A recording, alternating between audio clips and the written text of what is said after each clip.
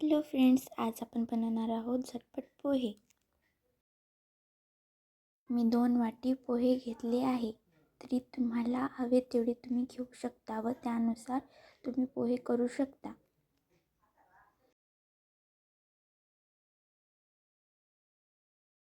पोह्यांमध्ये पाणी टाकून त्याला एकदा स्वच्छ धुवून घ्यावे व नंतर थोड्या पाण्यामध्ये त्याला भिजत ठेवावे।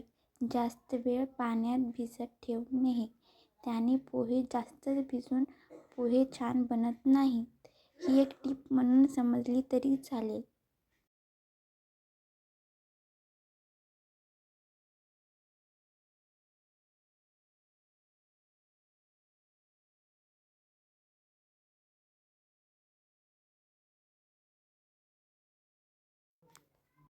मी येथे पोहे स्वच्छ धुवून थोडा वेळ भिजवून बाहेर काढून ठेवलेले आहेत। तुम्ही पण त्याच पद्धतीने केलात तर पोहे एक नंबर बनतील।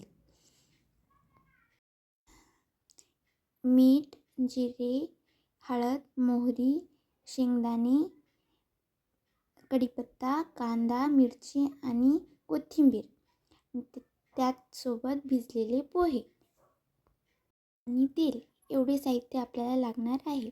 त्यानंतर गॅस चालू करून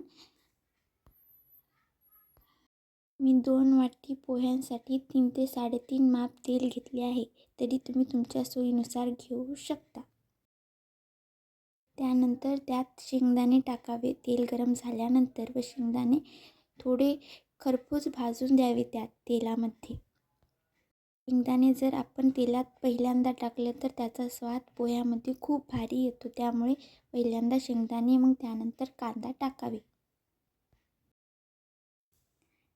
कांदा भाजतो आहे तोपर्यंत त्याला खालीवर करून घ्यावे व तसंच थोडा कांदा त्या तेलामध्ये छान लालसर होईपर्यंत त्याला त्या तेलामध्ये तळू द्यावे।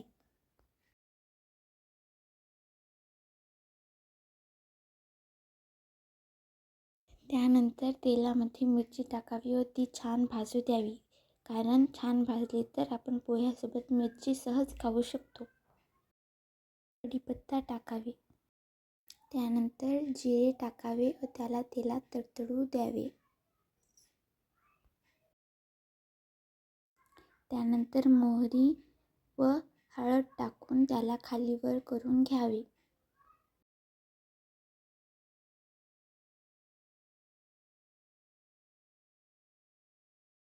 त्यानंतर कोथिंबीर टाकून घ्यावी व स्वादानुसार मीठ टाकून घ्यावे।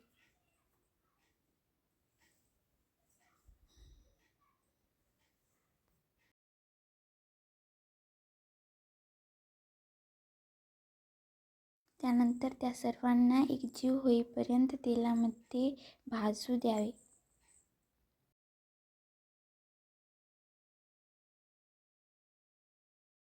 व त्यानंतर आपण भिजवून ठेवलेले पोहे त्यात टाकावे।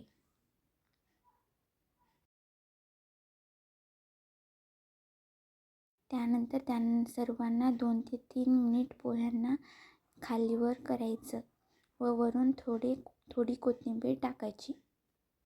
अगदी 5 मिनिटात हे झटपटीत पोहे रेडी आहेत। व तुम्हाला हा व्हिडिओ आवडला तर लाईक, शेअर, सबस्क्राईब जरूर करा व नवीन रेसिपी हवी असेल तर कमेंट करा। थँक्यू। पोह्यांना लागणारे साहित्य मी डिस्क्रिप्शन बॉक्समध्ये सांगितले आहे।